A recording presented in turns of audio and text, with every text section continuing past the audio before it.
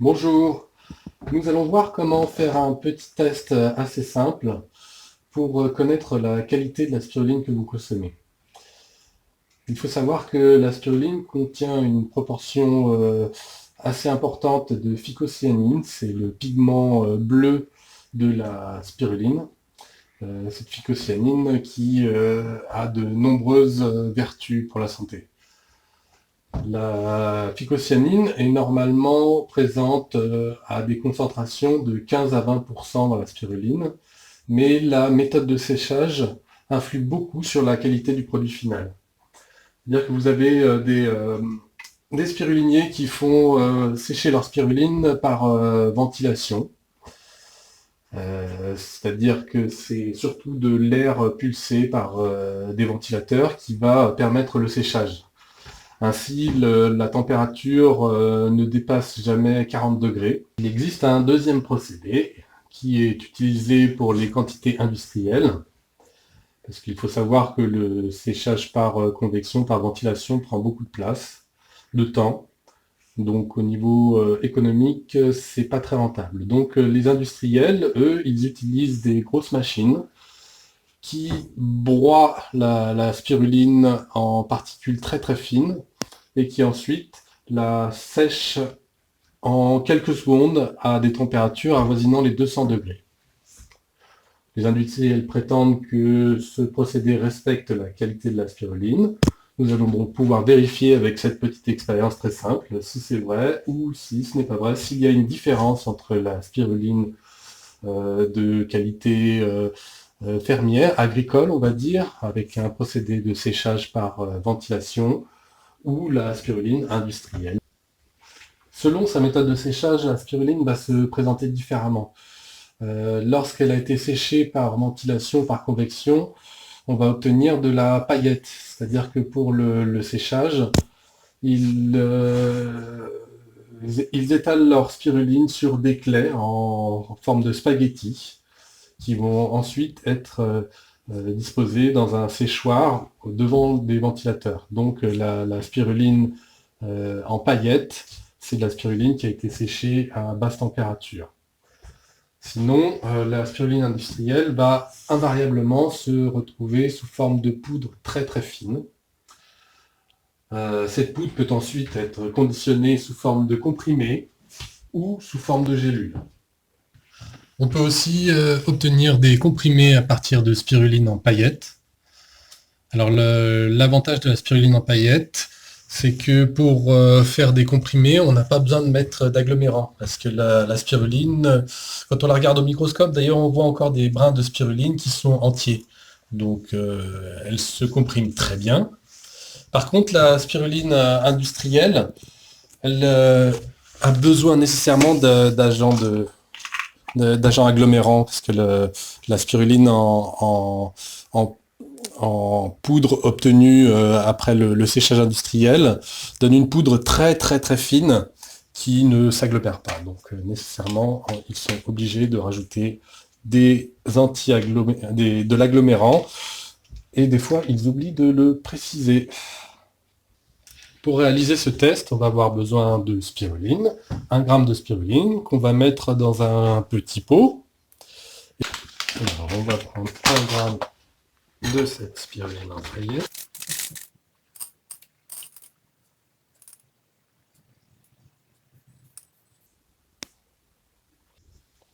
Ah, voilà, on a donc 1 gramme de spiruline en paillettes, de la spiruline qui vient des Pyrénées-Orientales. Prenons 1 gramme de cette autre spiruline en paillettes qui vient aussi des Pyrénées-Orientales.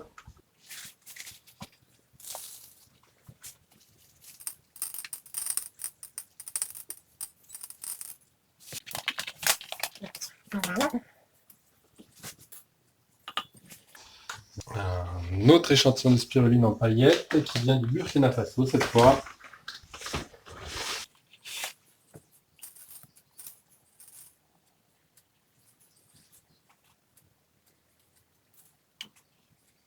Alors,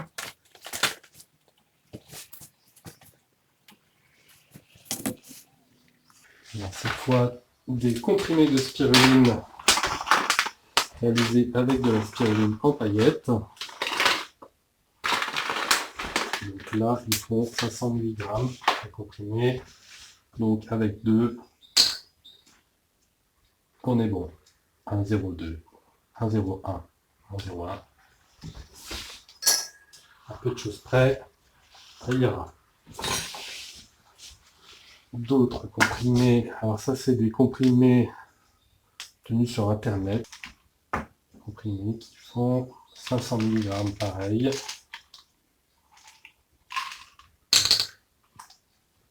Effectivement. Comprimés de spiruline bio. Alors cette spiruline, donc la provenance, c'est compliqué. C'est écrit.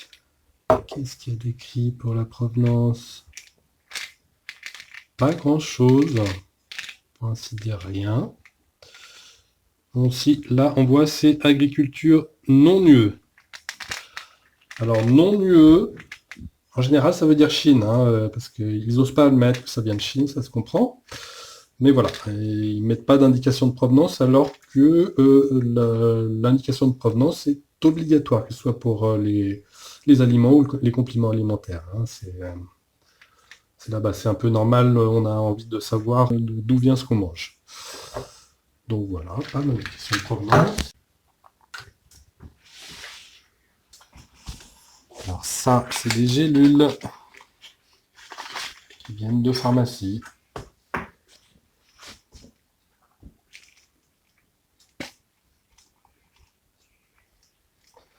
Et la poudre de table de spiruline. Le table de spiruline. Alors ça, je ne connaissais pas encore. Le table de spiruline, on se demande ce que c'est. Qu'est-ce donc le table de spiruline? Ça n'existe pas, je crois. Hein. Alors j'ouvre les gélules parce que, évidemment, on ne veut pas de l'enveloppe.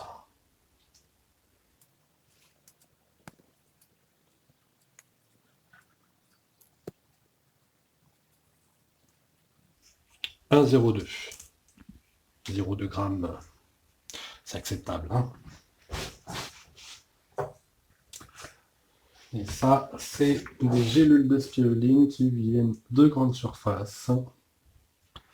Alors, d'où est-ce que ça vient?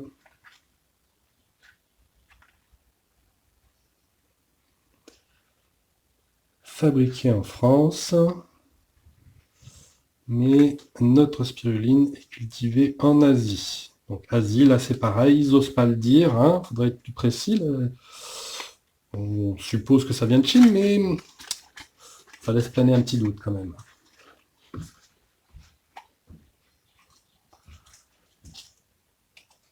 Donc pareil, des gélules. Alors là, c'est très particulier parce que c'est un mélange de spiruline, fer et vitamine B9. Rajouter du fer dans la spiruline. La spiruline contient déjà elle-même beaucoup de fer. Je ne vois pas l'intérêt de rajouter du fer dans la spiruline. C'est vraiment étonnant.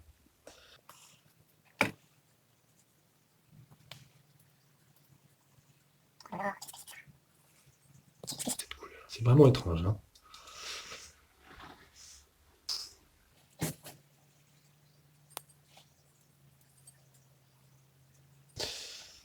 Voilà, 1 gramme de spiruline. Enfin, spiruline. C'est ça la spiruline. Hein.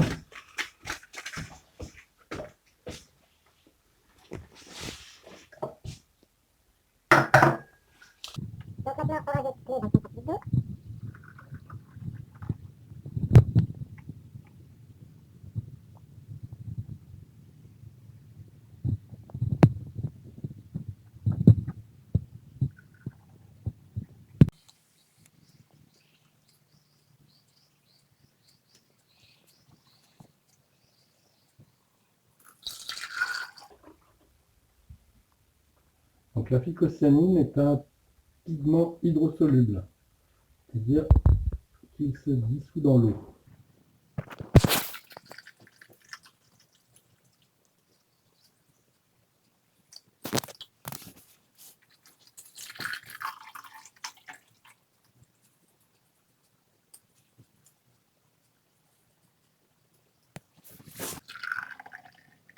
la poudre qui saute maintenant.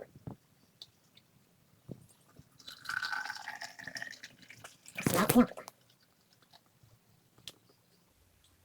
Maintenant, je vais mélanger afin de dissoudre la paillette des comprimés.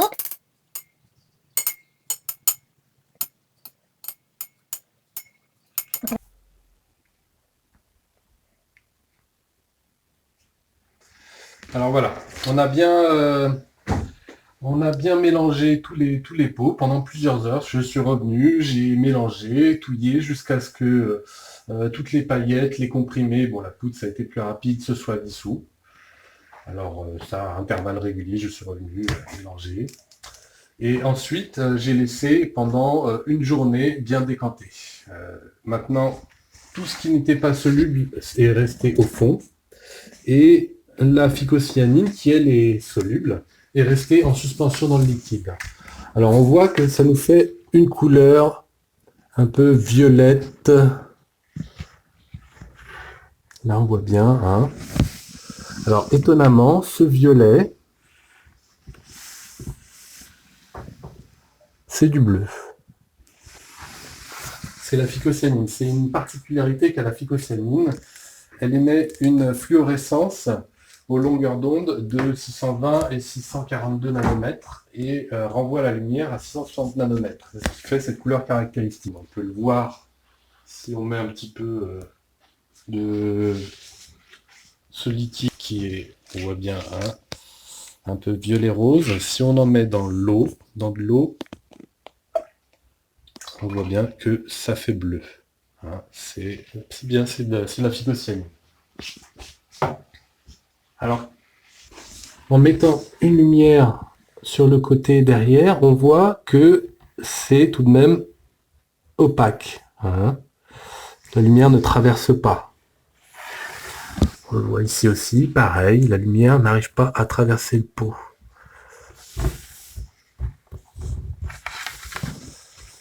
Ici, pareil. Là, c'est la même chose. Alors ça, c'est les comprimés obtenus à partir de paillettes.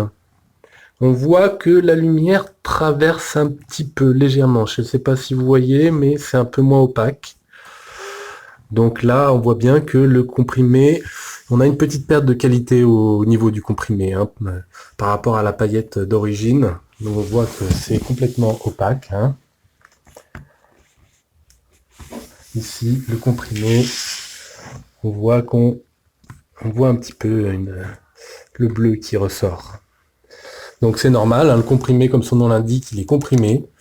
Alors d'abord, on réduit la paillette en poudre. Déjà, réduire en poudre, ça fait une première petite perte de qualité. Et après, la compression refait une perte de qualité. Donc, on voit bien qu'il y a eu une petite perte de qualité entre les deux.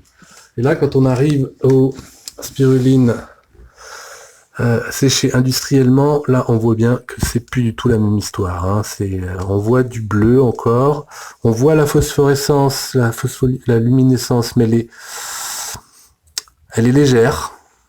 Et on voit que le bleu, la lumière, elle traverse allègrement. Ici, pareil. Hein, on voit encore un peu le rose quand on éclaire devant, mais quand on éclaire derrière, on voit que la lumière traverse facilement. Là, c'est pareil. Donc là, on voit bien, il n'y a pas photo, qu'il y a tout de même une différence de concentration assez nette. Alors on peut mettre ça à la lumière du jour, pareil. On va constater la même chose. Voilà. Là, on voit que la lumière ne traverse pas du tout.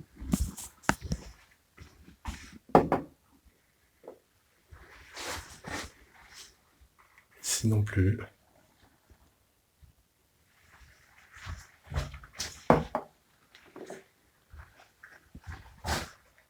Voilà. Ça, c'est celle du Burkina Faso. Les comprimés issus de paillettes.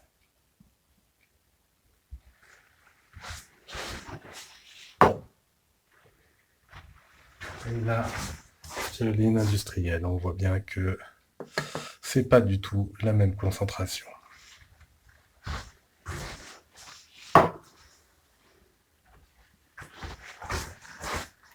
pareil. Ça, c'est la spiruline de pharmacie.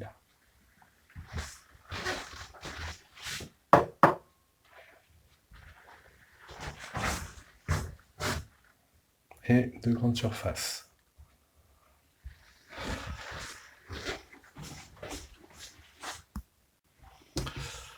Donc oui, c'est important de regarder pour la spiruline aussi, c'est voir comment est-ce qu'on conseille de la consommer. Par exemple, là, ça c'est une gélule par jour le matin, 30 gélules, 30 jours. Dans une gélule, il y a 200 mg, soit 0,2 g de spiruline. Bon, 0,2 g de spiruline, ça sert à rien, hein. La spiruline, c'est 3 grammes minimum par jour. Là, ça, c'est vraiment... Soit ça sert juste à pouvoir vendre cette boîte 4 euros. 4 euros pour 200 mg par gélule, 30 gélules. Ça nous fait un prix au kilo qui est aux environs de... Ça fait 666 euros le kilo de spiruline. Donc ça permet de vendre ça à des prix exorbitants, mais en tout cas, ça ne sert strictement à rien.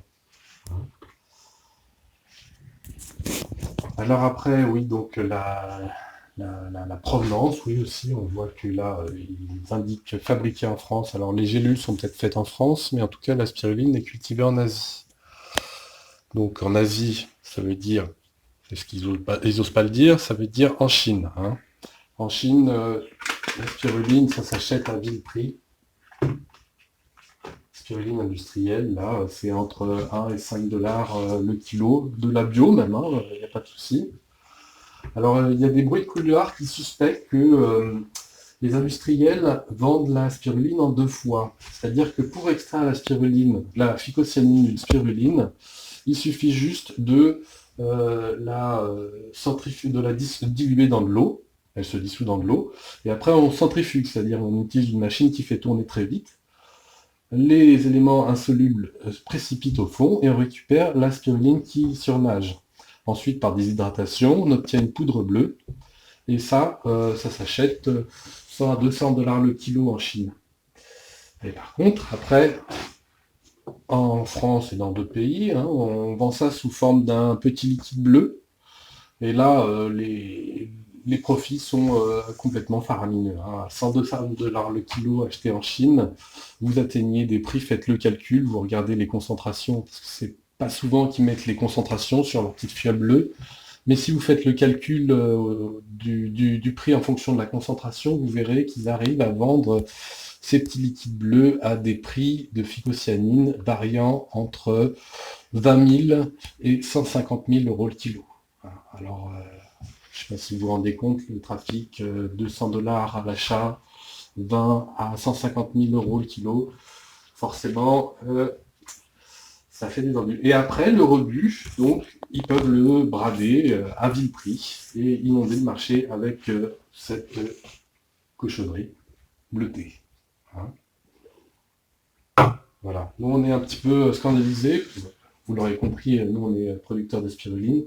On est un petit peu scandalisés de ces pratiques, de cette méthode. Faut bien vous dire qu'on n'est pas plus bête que d'autres, hein. Si on voulait juste faire du profit et faire de l'argent, on le sait, hein, où sont les sites qui vendent ça en gros en Chine, vous faites une petite recherche, vous la trouverez, Alibaba, vous tapez phycocyanine, spiruline, et vous verrez que vous achetez ça à vil prix, et après il suffit de faire un joli petit site internet en racontant plein de conneries, on n'a que ça à faire, et on fait de sacrés profits. Alors il faut se demander, c'est pourquoi il y a des gens qui s'embêtent à cultiver de la spiruline, ce qui est quand même un travail qui prend beaucoup de temps, beaucoup d'investissement, qui est compliqué à résoudre, qui est compliqué à faire, et tout ça pour nous, on est loin de faire ces marges, hein. La spiruline comme ça, c'est pas du tout le même prix de revient. Donc oui, il faut juste se poser la question, pourquoi il y a des gens qui font les choses honnêtement, et puis d'autres qui pensent que voilà, à faire du profit. Oui, on est vraiment vraiment dégoûté par cet état de fait quand on voit les posologies, la qualité. Alors la spiruline, c'est vraiment quelque chose de bien, hein. Nous, on a des retours sur les gens qui nous en achètent. On arrive à obtenir de vraiment très bons résultats, aussi divers que variés, hein, que ce soit sur les gens qui sont anémiques, qui manquent de fer, qui ont des problèmes de globules sur leurs examens, que ce soit à cause de chimiothérapie ou d'autres problèmes de santé, sur la chute de cheveux. Enfin, ça peut faire vraiment du bien. C'est un concentré de vitamines qui apporte beaucoup de bonnes choses et qui peut aider dans nombre de pathologies. Alors c'est pas un médicament non plus, on va pas dire que c'est ça qui va vous guérir de tout, mais ça aide à entretenir un bon équilibre en vitamines, en nutriments pour tout l'organisme, et ça permet d'être en meilleure santé et de lutter contre des petits dysfonctionnements, ou voire des gros dysfonctionnements pathologiques. Alors, le problème, c'est que nombre de gens se font berner par cette spiruline. Et là, à mon avis, au niveau de la teneur en nutriments, en vitamines, quand on voit ce qui reste de phycocyanine, on peut douter que ça puisse faire un effet quelconque. Alors, petit à petit, les gens vont essayer ces cochonneries et puis ils vont dire, bon, bah, la spiruline, ça sert à rien, ça fait rien. Voilà, on est vraiment déçus. D'où le but de cette petite vidéo et puis de ce petit test facile à réaliser que n'importe qui peut faire, hein. Il faut un petit pot, de la spiruline, de l'eau, agiter un petit peu et puis voir ce qui se passe au bout d'un peu plus d'une journée. Voilà, vous en savez un petit peu plus sur la phycocyanine qui est contenue dans la spiruline. Au revoir.